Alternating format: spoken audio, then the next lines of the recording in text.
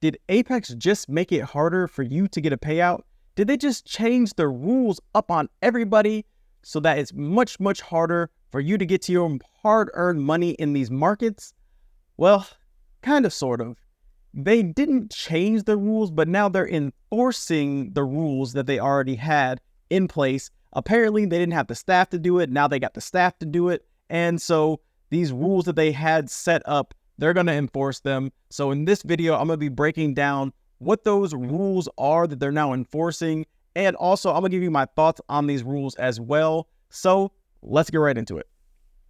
I am over here on the Apex website, and they have this whole article. I'll leave it down in the description, but these are the consistency rules for PA and their live accounts, and they just updated about 19 hours ago. However, this article was made like 2 years ago. I think they came out with this article in like 2021. So a lot of these rules have been in place. It's just that they never enforced them, right? And it says right here, note, Apex has not changed or added new rules. These rules have always been in the PA contract. Right? Evaluation accounts do not have consistency rules. The evaluation is to test the ability to generate profit goals and to see how a trader can handle a simple evaluation for a handful of days and how to beat a trailing drawdown. That is the test, right? What's interesting, though, is that he talks about in this video that's up here how because of the one-day pass rule, a lot of people have been scamming on the evaluations, but the evaluations don't have a consistency rule. It's just hit the profit target, and you can do it in a day. So right here already, there's a little bit of confusion, a little bit of, not being on the same page here between the eval accounts and what they're really for, and then what they want in the PA accounts. But I'm going to dig a little bit deeper into that a little bit later on in this video. So the PA accounts and the live accounts have consistency rules, right? And then they have, some of the things they're looking for in traders, what Apex wants, right? They and what they don't want. So they don't want gamblers, lucky traders, windfall, scammers, erratic traders. They don't want traders that don't have systems, who try to defraud the company, who change strategies, blah, blah, blah. They want traders who are disciplined, consistent, have entries, stops, take profits, trailing methods when they're up, and then exits. They want traders who are consistent with their system size, days traded, and using good risk management, right? So those are the traders that they want, and they don't want these traders over here. Again, my only problem is your evals. They kind of promote the gamblers, right? I'm just saying they kind of promote gambling. But again, we're going to get into that a little bit later. As a partnership, Apex is in search of reputable traders who show their ability to grow their accounts at a steady building and compounding pace. Growing your account this way exemplifies the discipline of a consistent strategy that is traded ongoing day to day. Trader funding and paid performance is designed to be a long-term strategy. Apex doesn't want traders who flip contracts just to show a trading day, consistently changing sizes, or doing high-frequency trading. Simply put, Apex wants traders, not gamblers, scammers, schemers, or those looking to take advantage and just work the system. So then they start to outline what they feel like is good for risk management, right? Trading with no stop and letting the trailing threshold limit blow the account strategy is prohibited. Taking advantage of a company's sales promo to stockpile discounted backup eval accounts to use and abuse to cycle through full stop loss in an attempt to gain is a prohibited strategy and will result in funding on payouts, but in forfeit. Or will not result in funding or payouts, but in forfeit. Okay, so with this particular part, I don't understand this whole thing they're trying to get across, right?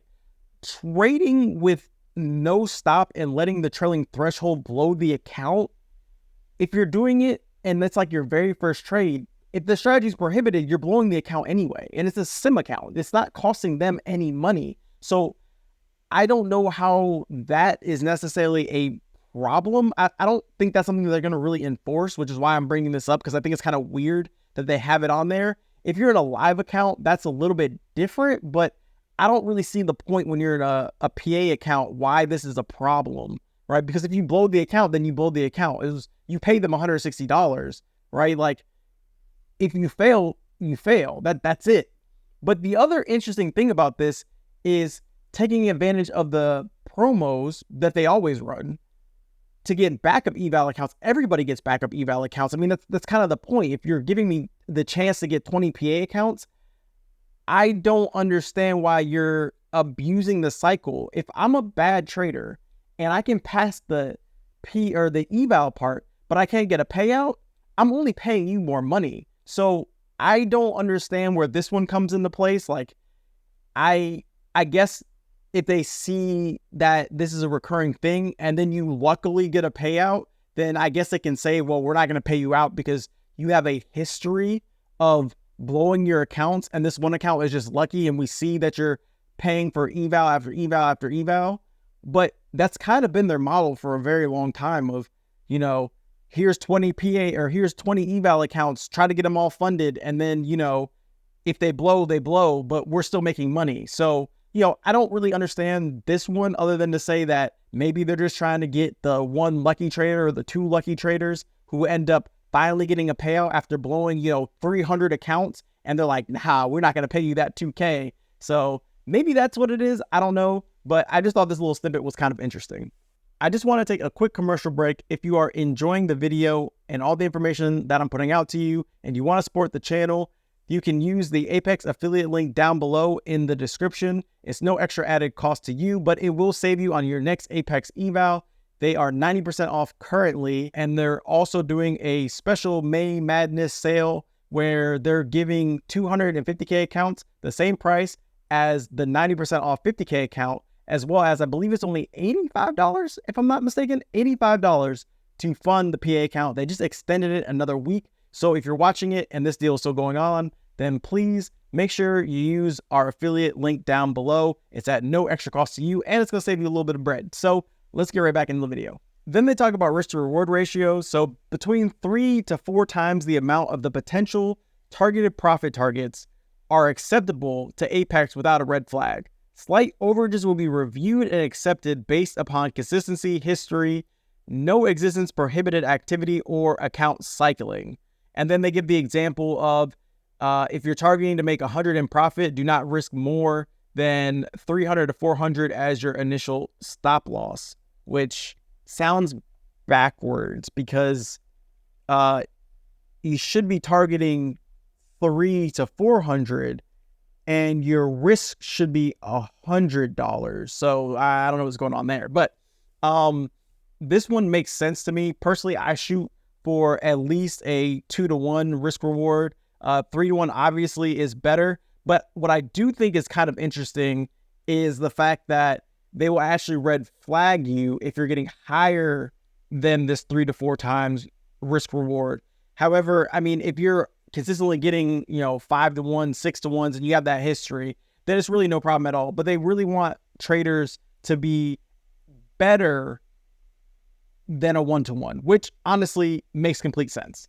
They then talk about the stops and take profits. And then the other interesting thing in the video that he mentions, and they kind of bring it up here as well, is the fact that you don't have to put a stop loss on the chart, right? So they talk about different stops and take profits. They got the ATM strategy, or you can manually put the stop loss on your chart. But then they talk about these mental stops, right? Meaning in your strategy, you know where your stop is supposed to be placed. You just don't put it on the chart, but you consistently get out of your trades at around the same area, same prices, same points, because you have that mental stop. So you can have a mental stop and you don't have to put a legit stop loss on the chart.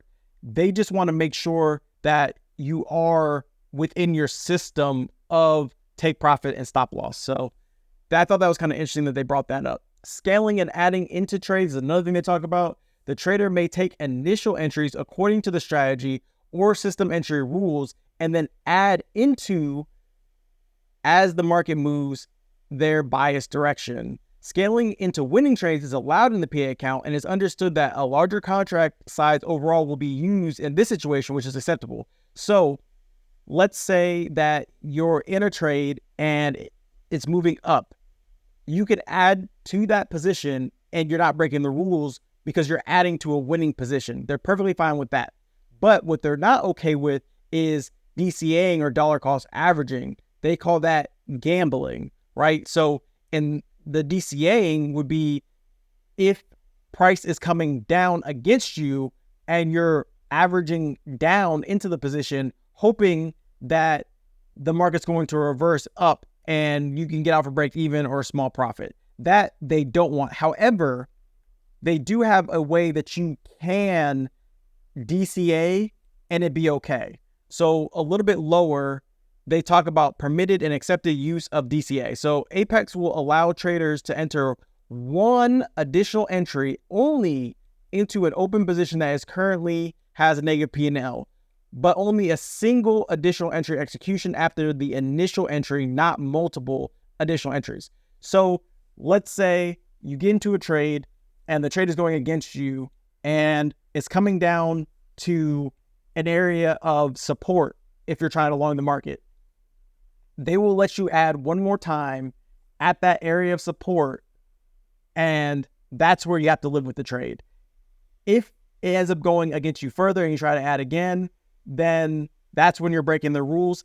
However, again, like these things are going to be case by case, right? Like, because they're not going to be able to catch everything. So it's almost like you got to be a repeat defender or offender to end up getting caught doing some of the things that they don't want you to do. So the next one is only directional strategies with bias and reason according to consistent strategies are qualified. Traders cannot place a non-directional bias trade based on bracket orders in both directions. This is a really popular strategy for the news. So let's say the market is going up, you know, it's got this huge green candle, right? I know this is blue, but whatever. We got a huge green candle and it's coming up, right? You place a bracket order above price, and then you place another bracket order below price. And you say, okay, the market's really volatile. If price continues up and it fills me up here, then I continue to ride the trend. But if the market shoots down and reverses on the news, then it'll hit my bracket down here and I'll ride it down this way. This is a really popular strategy. People use it for CPI. Guilty. I've used it for CPI before as well in my own live account. But this is a strategy. It's called straddling the market, and they don't want people to try to straddle the market and have price hit your stop or hit your order up here, and then you continue to ride the trade up as the green candles continue to move up, right? They don't want to see that trading. So that's what they mean by they want only directional trades. They don't want bracket orders in between price, especially during news trading, right? And then breakouts. It's just one of those things where they don't want to see it happen. I guess people also use it in the morning open as well as a breakout strategy, which honestly makes sense. Copy trading or trading service operations or participation. PA and live prop accounts must be traded by actual individual listed on the account and not by any other party, person, system, automated trading bot, copy, or trade mirroring service. This will result in immediate breach of contract and closure of all accounts. I feel like this one is kind of self-explanatory. They've been doing this for a long time where they don't want other people trading for other people. I mean, it just makes sense, right? The next thing is contract size consistency. And I mean, this one's pretty easy. Like, they just want to see people trading relatively the same size, right? They don't want to see wild swings of trading 10 minis and then going down to 3 minis and then going to 5 minis and then 4 and then 10 again. They just want to see consistent contract sizing. However, they also talk about they understand people sizing up for better trades and sizing down for lower quality trades, right? So again, like, as long as it's within your system and it's not a gambling type of mindset, then they're perfectly cool with it. Right? The 30% consistency rule is probably the one rule that has everybody going crazy.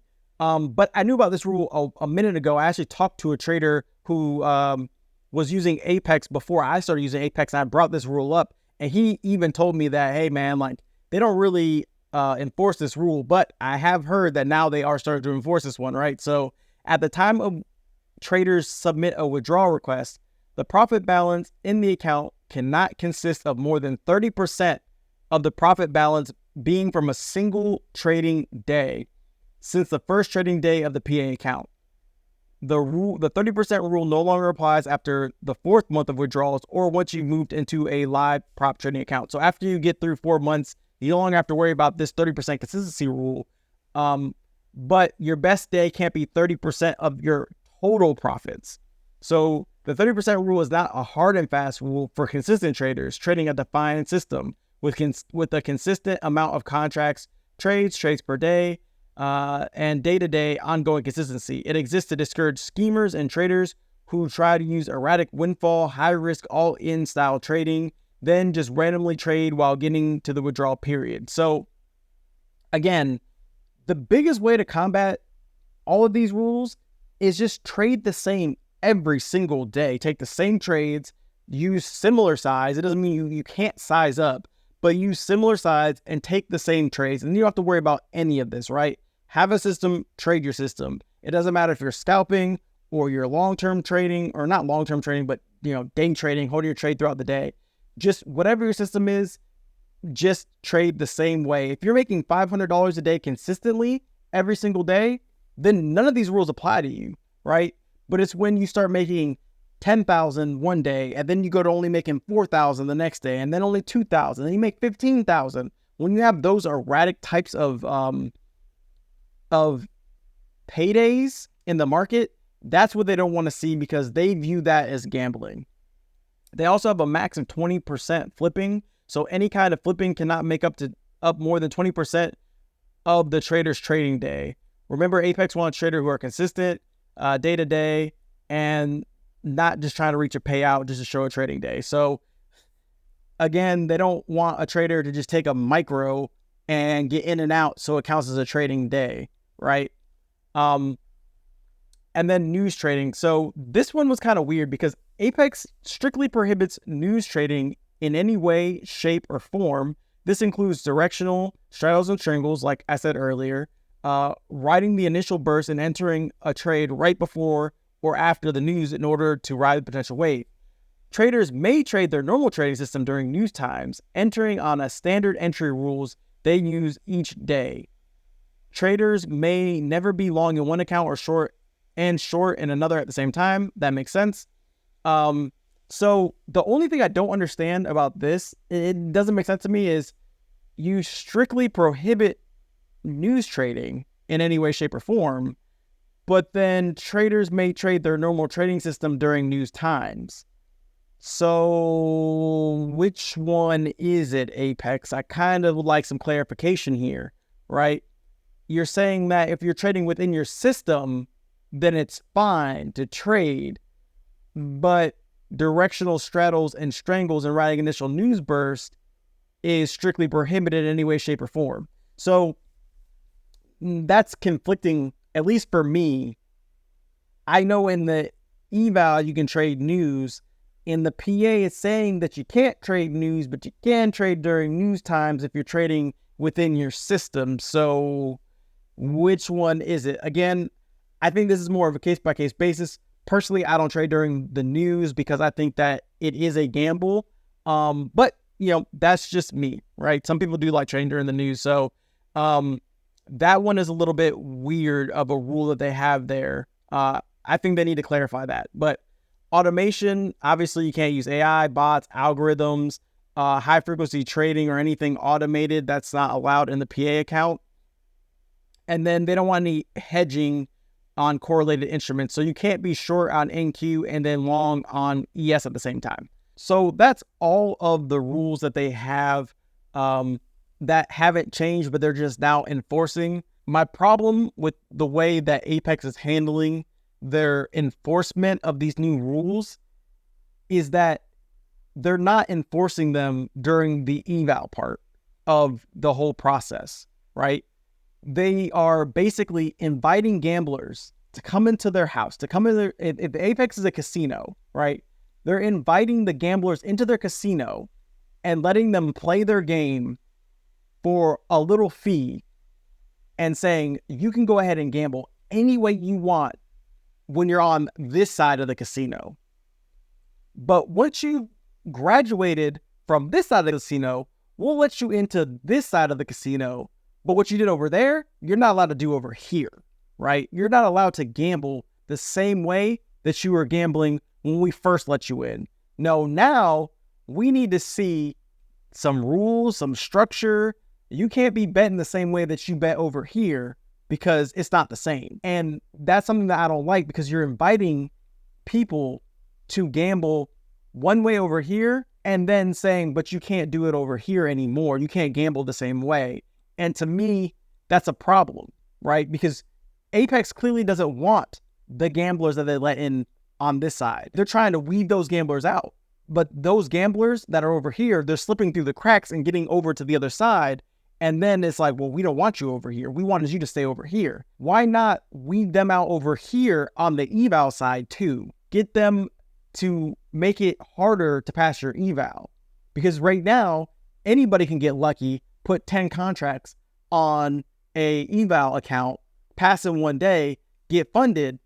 But then when they do the same thing over here and they get lucky again and end up now at a payout, you don't want to pay them out because you've reinforced that it was okay in the eval and it's not okay in the PA, because now you want a real trader. In my opinion, it would be much better to at least enforce some type of consistency rules and do away with the one-day pass. I know people will be a little upset about getting rid of the one-day pass, but if you're going to make it hard for people to get the PA portion and get funded, or not get funded, but get to the payout, make it hard on the eval and get the trader that you want from the eval from the jump, because that's the partnership that you are really trying to get. For all the other traders out there, this should be a lesson to all of us that prop firms, they're not our friends.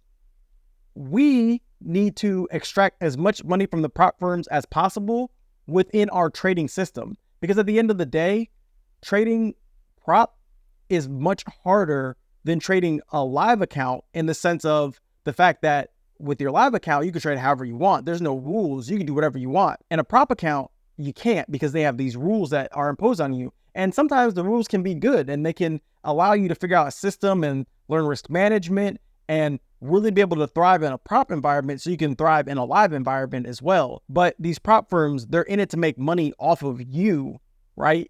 And to do that, they got to make it really, really hard to get a payout. It's already hard enough to trade, but then having to be, a 30% consistency when you could just, make 10K in a day and take all that money out. You can't do that in a prop firm, right? None of the prop firms. My best and greatest advice, if you're a prop trader, is just be consistent. Make $200, $300, $400 a day consistently, and then you don't got to worry about none of these rules at all. All these rules mean absolutely nothing to you because you're consistently making money, managing your risk, and hitting those goals. That's all you got to do. All this other stuff that I just went through, honestly, is nonsense to a consistent, profitable trader. They don't even care. Nothing has changed for them. It's the traders that are 10K one day and then losing 5K the next day and then making 6K the next day, and then they're losing $1,000 the next day, and then the next day they blow up their account. Those are the traders that are going to struggle.